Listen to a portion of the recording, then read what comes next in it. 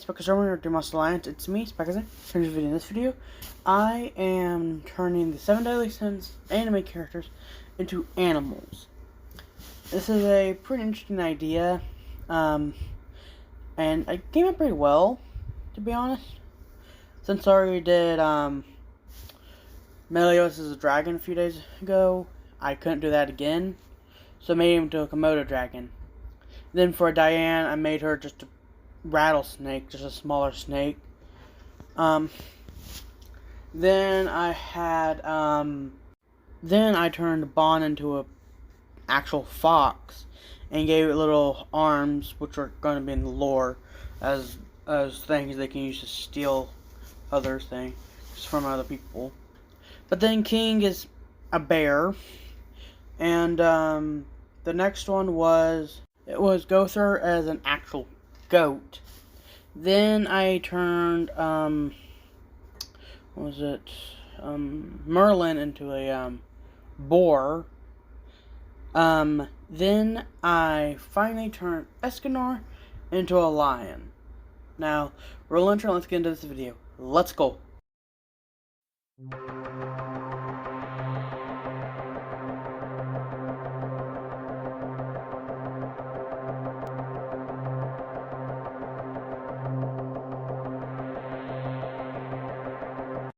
Like and subscribe if you enjoy this video. Okay, so I found some animals that are actually inspired from the 7 Deadly Sins. These animals are all usually the same animals that the Sins came from. And let's just say, they were something interesting. The first one was known as the demonic Komodo dragon wrath. And it's actually better known as the demonic Komodo dragon because of what it can do. The reason why it gets that name, the demonic Komodo dragon, for the most common name, is actually because, well, it's demonic in nature. Like a lot of these other animals. They're all relatively powerful in their own right, but, like the name suggests, it has qualities of wrath, which is not very surprising, because Komodo dragons are relatively aggressive creatures. So, there's that fact. They're pretty much like your average Komodo dragon, except for a few key details. The eyes have a black pupil or iris, and their actual rest of their eye is a shade of red, and their body is not really a dark gray, but it's actually a very dark purple. It's pretty interesting. But then they have their spikes on their head are actually relatively weird, because they're all good chunk of their head, because the upper portion, like a little bit above their eyes, they form little horns, like little spikes like hair, but then they have like two demon horns going out to the side of it, and those are all a blonde yellow color. Like all the others, these can be mostly found in Japan. Most of these are mostly found in the rocky areas near water. And they're pretty interesting creatures. They are very aggressive when pissed off. Their bite force actually depends on how the bite force or poisonous spit or whatever they can secrete. Well, the bite force mostly is required about how much attack they have taken. Let's say something like a shark attacked them, and yes, these things can swim. A shark attacked them and it has a bite force around 500 psi. It can then bite the shark back with the same amount bite force. Yeah, it's a weird ability these things have. I've talked to a specialist, the same specialist that goes over the Wrath Sin Dragon and the Demonic Wrath Dragon, and this one. He's known as the Wrath Animal Specialist, aka Meliodas. him and his girlfriend or fiance or wife, I can't really remember, are very interested in these creatures because they are very similar to what they are. One of his parents are demonic in nature, but he's also known as the Demon Prince and all that. Very powerful. He has a few abilities. We might go over those in a few days. Might be me being the one who's interviewing them. But other than that, fact about him and, well, over in general, it's just like that, your average Komodo dragon. Let's get to the next one. The next one is a very interesting one. It's a the most common name is War Rattler or Warhammer Rattler Snake. It's a very interesting name on the count that it's actually kind of accurate. Now maybe thinking, how is that weird? Because it's kind of accurate. Because it's a very large rattlesnake, granted around 15 feet long. It's both a constrictor snake and a venomous snake. That's why it's so weird. I'm also, just like the actual rattlesnake, it has a rattle at the end of its tail. But the rattle is actually about the shape of a warhammer. So yeah, that's pretty weird.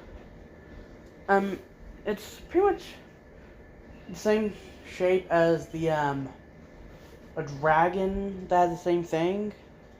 And the specialist I talked to is known as Diane. She has the ability to grow in size. She's known as the envious creature specialist, and that falls under two dragons and this one creature. So there's that fact. But not just that. Herself, she has, just like Meliodas, she's the sin of envy. But she ain't that envious. It's just an ability. Her magic is mostly pulled. Magical power is mostly pulled from that. That's where they get all the power. But if they ever get envious or angry or greedy or something like that, it gives them a boost in power. Now, the snake is mostly attacking its prey because it has something it wants but it can't get. So that's why it's known as the... But then again, the reason why it's called the Warhammer, there's another reason why for that. It's because it's mostly found in the areas of battlefields that have previously taken place. So there's that fact. These things are also not really that aggressive when trained properly, but they are mostly identifiable about their rattler snake. But they are also... The rattler is actually quite a bit thicker than the average rattler for a snake. So yeah, they can actually knock someone's skull in with one of them. So yeah, that's pretty dangerous right there in and of itself. So yeah, note to self: be careful around them. And also, their venom is potent enough. When they're babies, they can knock someone unconscious for a few hours. But when they get their full size, it can nearly kill you. Like put you on death's door kind of kill. Now people might have some immunity to them because these things are mostly found in Japan. And the regions people live around there, they're known to have an immunity because they've been around these creatures so long and some of their ancestors have been bitten or something like that. Let's get to the next one. The next creature I'm going to go over is a weird fox. It's like your average fox, except it has a ring around its tail, and it's the average... If you get your average fox and just douse the entire thing in the same fur color, that's what it looks like. There's that fact. It's also very sneaky, which puts in the fact of its name. The sneaky greedy fox, or most common name for these types, is greedy fox. Now, the reason I think of that name is because they have the ability to sprout 2 extra limbs that are actually made of their own aura. They can get off a pretty greedy aura, but it's not really noticeable until they condense into the hands. You can just get a subtle feeling that something greedy is around when things are around, but they are pretty able to mask their actual presence, but not their aura presence. And so, other than that fact, they are pretty difficult to notice, but the specialist I talked to, known as the Greedy Creature Specialist, aka Bond, he has told me that these foxes mostly go after shiny objects, like a raven, but other than that, they are pretty much your average fox.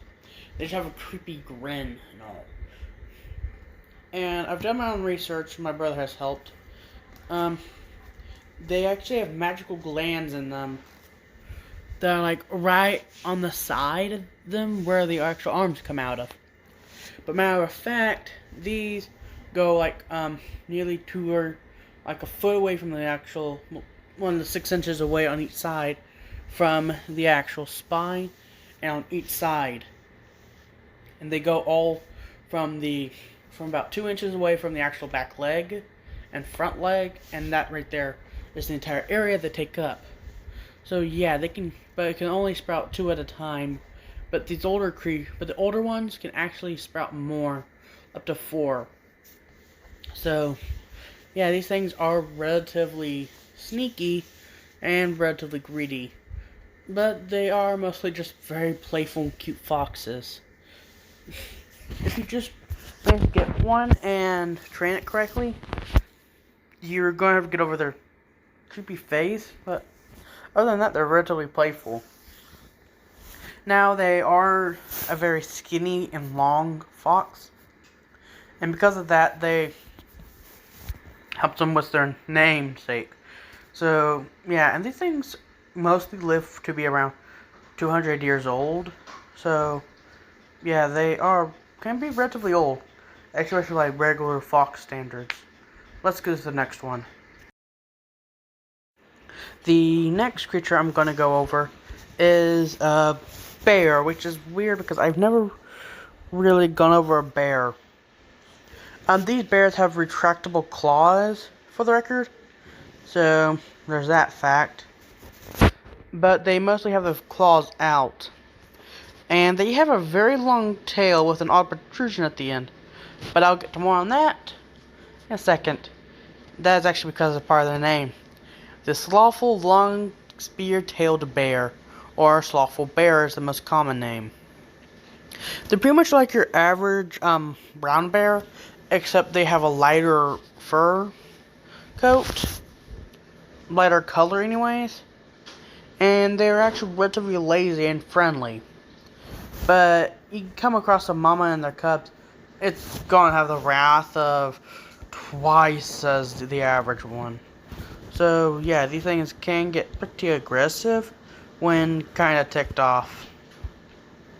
Now, another fact about them is that they stand up to be around 6 to 7 feet tall, one on their hind legs.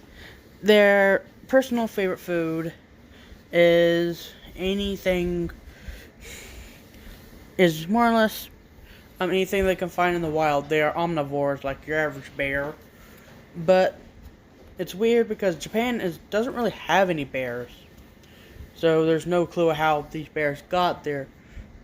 One theory states that they might have been transported there or escaped from a zoo. But, from what I've been able to tell, these bears have always been there, just not been able to be found because they weren't able to be reproduced quickly enough. And hunters always thought there was some type of mythical creature or something, or evil spirit. And those things are actually quite common. Those evil spirits are annoying to deal with, to be honest. The long tail is actually part of a, there's actually multiple creatures that you need to get something from in order to make a full-on spear, known as chastfold. which and this is like Ray stated, has the sloth scent of the bear scent of sloth. So there's that fact.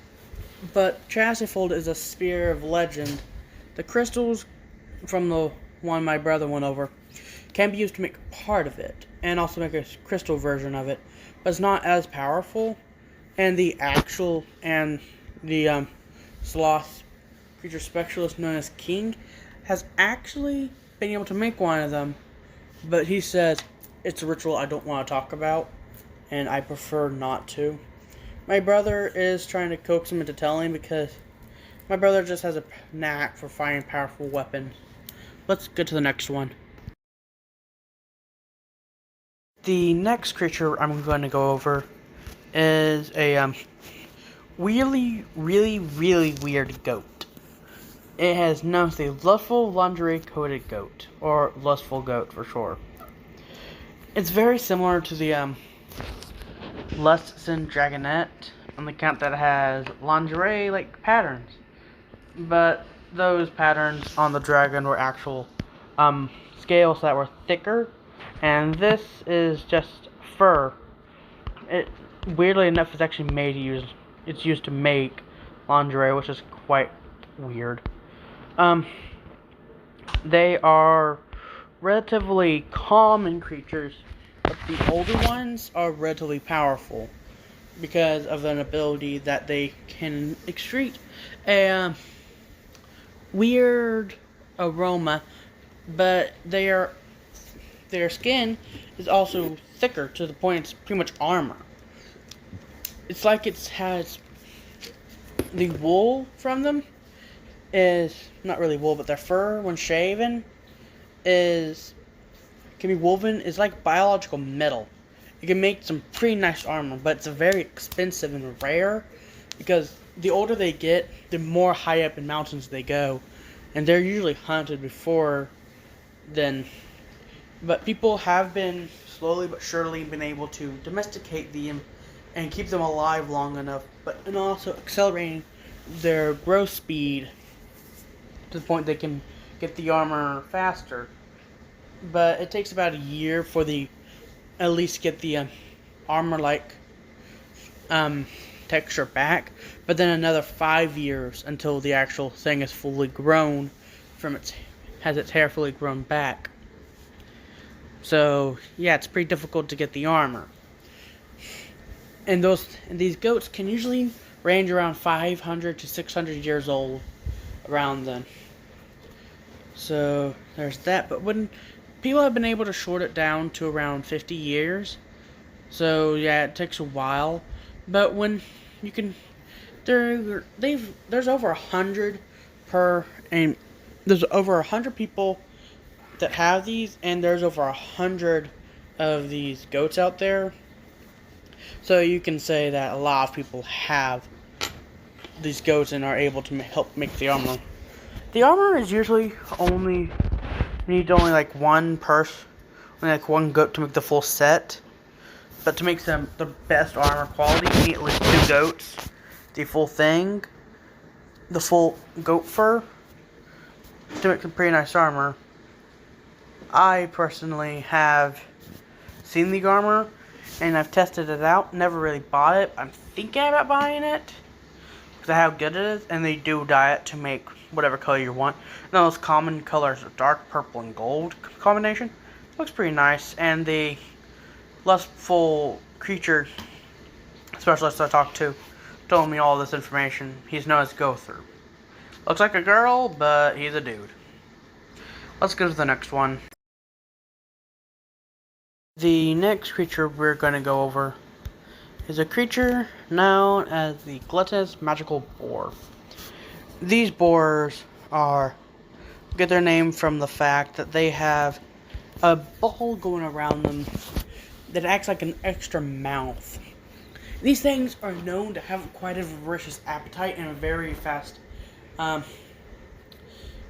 forget the term, but whatever it's called, a very fast metabolism, sorry. they are known to digest food relatively quickly. So there's that fact. And when they eat, they can eat pretty much like an acre's worth of food. Like, you make the best case to show how ravenous these creatures are is known as the magical boar in the cornfield incident. A farmer had a problem with a very old boar. These boars, I got this information from a girl named Merlin, aka the Gluttonous creature specialist, and she has told me that, yeah, these creatures have a very voracious appetite like myself. They also have a ball similar to the other dragon of its kind, and the other golem of its kind too, that fall under them. She's also told me the information my brother has told me, pretty much the same information for both types. But, when killed, these, I was telling you about the, I was telling you about the incident. This guy had a whole acre, about, how many rows can fit in a, if you know how many rows can fit in an average acre for a cornfield, yeah, he had about 5 of those. But each one was fenced off, so and each one was around 10 feet tall. He used magic to accelerate their growth and make them taller, okay? So he can make a pretty decent profit. This boar ate every single corn cob, the whole thing, in an entire acre. Took him about a day. So, yeah. It goes for show that these creatures have a very voracious appetite. But also, he's told me, when I went out there to deal with that boar, every single stalking was gone, and the fecal matter that was left behind was enough to fill a decent-sized swimming pool. So, yeah. But for what these things make for whatever these things eat, they can actually make some pretty decent fertilizer. He said it reeked so bad, I nearly vomited like 5 times just trying to deal with it.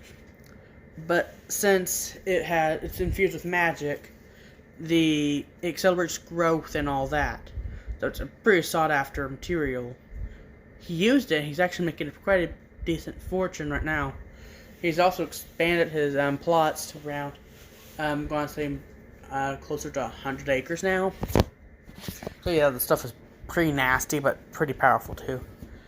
But he said, I shot that thing dead whenever I saw it again, because I do not want to deal with that smell ever again.